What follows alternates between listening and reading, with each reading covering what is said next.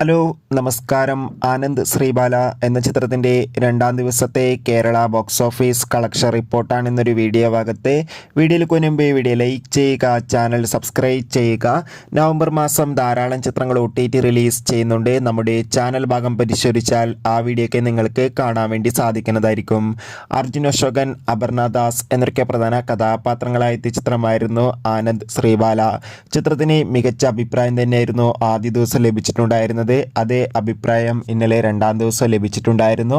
രണ്ടാം ദിവസവും ചിത്രത്തിന് അത്യാവശ്യം മികച്ചൊരു ബുക്കിംഗ് തന്നെ കേരളത്തിൽ നടന്നിട്ടുണ്ടായിരുന്നു.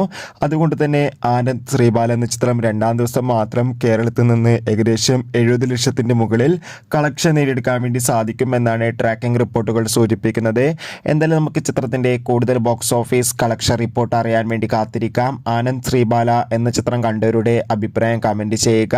നവംബർ മാസം ധാരാളം ചിത്രങ്ങൾ OTT റിലീസ് ചെയ്യുന്നുണ്ട്. ചാനൽ ഭാഗം പരിശോധിച്ചാൽ ആ വീഡിയോയ്ക്ക് നിങ്ങൾക്ക് കാണാൻ വേണ്ടി സാധിക്കും. കാണുക.